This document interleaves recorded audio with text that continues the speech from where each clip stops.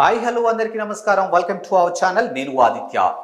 So Srikakulam జిల్లా టెక్కలి నియోజకవర్గంలో ఉన్నటువంటి ఎమ్మెల్సీ దువ్వాడ శ్రీనివాస్ ఇంటి ముందరైతే ఒక హైడ్రామా అయితే కొనసాగుతూ ఉంది. సో మొత్తానికైతే ఆయన ఇద్దరు కూతుళ్ళు కూడా ఆయన ఇంటి ముందు గంటల తరబడి కారులో వేచి ఉన్నారు. మరి దానికి సంబంధించినటువంటి విజువల్స్ అయితే మనకి ఇక్కడ కనిపిస్తూ ఉన్నాయి.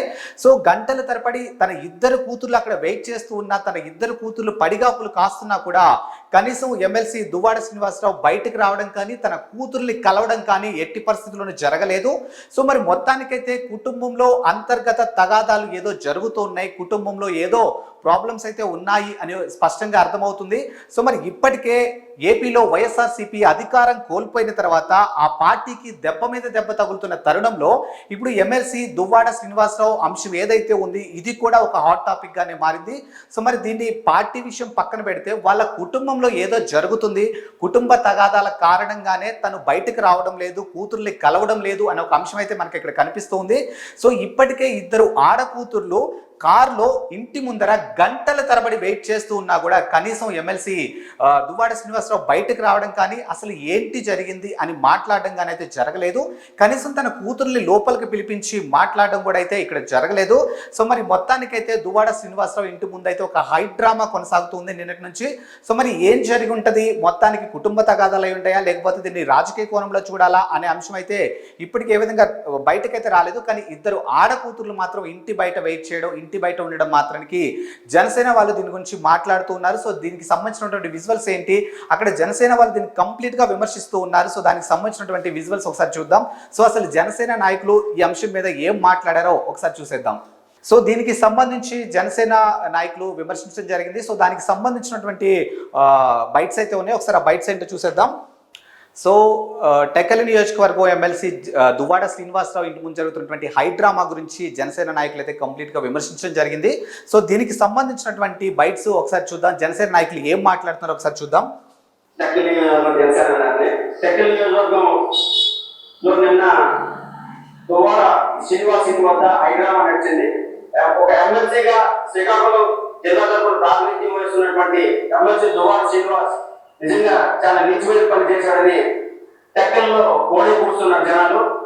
దీని అంతకీ కారణం నిన్న మధ్యాహ్నం యాక్చువల్లీ వాళ్ళ సొంత కూతుళ్ళు ఆయన కలవడానికి ఇంటి వద్దకు వెళ్తే ఆయన కనీసం వాళ్ళని లోపలికి రానివ్వలేదు కాదు కదా, రాత్రి అర్ధరాత్రి వరకు కూడా గేట్లు తలుపు తీయలేదు.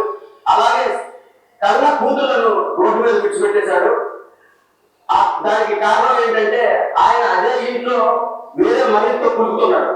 అది కూడాను ఎవరితో అని ఆరా తీసి వాళ్ళ పిల్లలతో మాట్లాడితే దెబ్బ మాధురి అని చెప్పి పార్టీ కార్యకర్తతో ఇంట్లో సహజీవనం చేస్తున్నాడని వాళ్ళ పిల్లలే చెప్పడం జరిగింది. అంటే ఎంత నీచమైన పర్యటన ఇది. ఒక గౌరవప్రదమైన పార్టీ దీనిలో ఉన్న వ్యక్తి ఈరోజు పార్టీ పటిష్టను పక్కన పెట్టి ప్రజలకి ఏ మెసేజ్ ఇస్తున్నాడో అర్థం కాని పరిస్థితి అనుకోండి. నిజంగా దువ్వాడ శ్రీనివాస్ కి ఇది తగదు.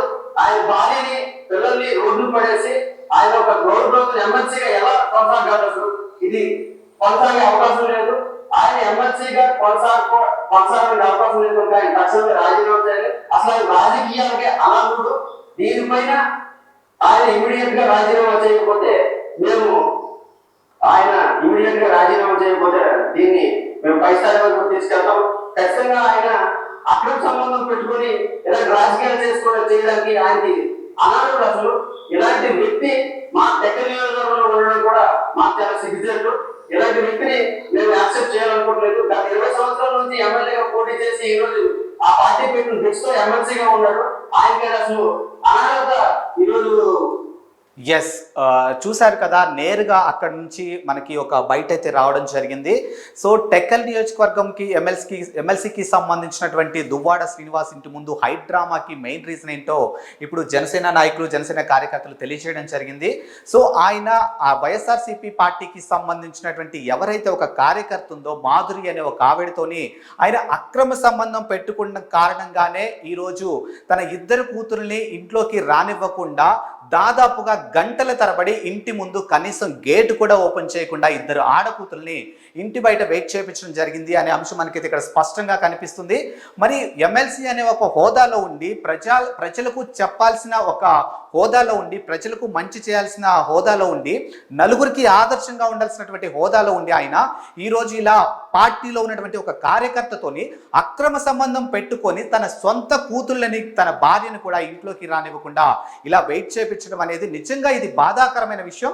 సో మొత్తానికి ఈ అంశాన్ని ఆయన ఏదైతే ఇప్పుడు ఒక అక్రమ సంబంధం అనే ఒక అంశం తీసుకొని ఆ అంశం మీద ఈరోజు తన కూతుర్ని పడిగాపులు కాపిస్తున్న సందర్భాన్ని మనం నిజంగా బాధాకరంగా చూడాల్సిన అంశమే ఇది ఖచ్చితంగా. అండ్ ఇప్పుడు ఆయన ఏదైతే ఒక ఎమ్మెల్సీ పదవిలో కొనసాగుతున్నారో తక్షణమే ఆయన గనక రాజీనామా చేయకపోతే మేము ఈ అంశాన్ని చాలా ఉధృతం చేస్తాము అని చెప్పేసి జనసేన నాయకులు ఇక్కడ ఒక వార్నింగ్ లాగా ఇస్తూ ఉన్నారు. సో అది మనకి చాలా స్పష్టంగా కనిపిస్తుంది. ఇది కేవలం వాళ్ళ కుటుంబం సంబంధించినటువంటి అంశాలు అయినప్పటికీ కూడా ఆయన ఒక ఎమ్మెల్సీ అనే ఒక పదవిలో ఉన్నారు. సో మరి పదవిలో ఉండి ఇలా చేయడం అనేది నిజంగా అది బాధాకరమైన విషయమే, చెప్పుకోవడానికి నిజంగా చాలా సిగ్గుచేటనే చెప్పాలి. సో మరి ఇప్పుడు ఆయన ఎమ్మెల్సీగా కొనసాగుతారా, లేకపోతే బయటకు వచ్చి దీని మీద ఏం మాట్లాడతారు?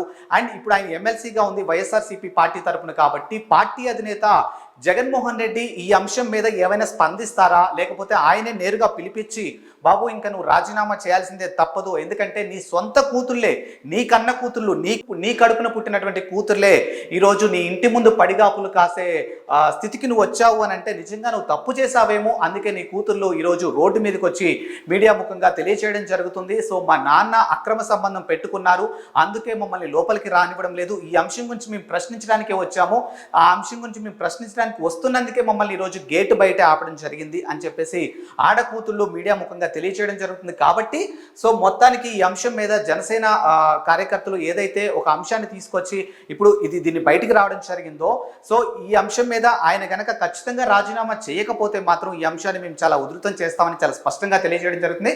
సో మరి ఈ అంశాన్ని జగన్మోహన్ రెడ్డి గారు ఏ కోణంలో చూస్తారు, ఆయనతో రాజీనామా చేపిస్తారా ఏంటి అనేది చూడాల్సిందే. సో మొత్తానికి టెక్కల్లో ఏం జరగబోతుంది ఏంటి అనేది మళ్ళీ మీకు అప్డేట్ ఇవ్వబోతున్నాను. అంతవరకు సెలవు, నమస్కారం.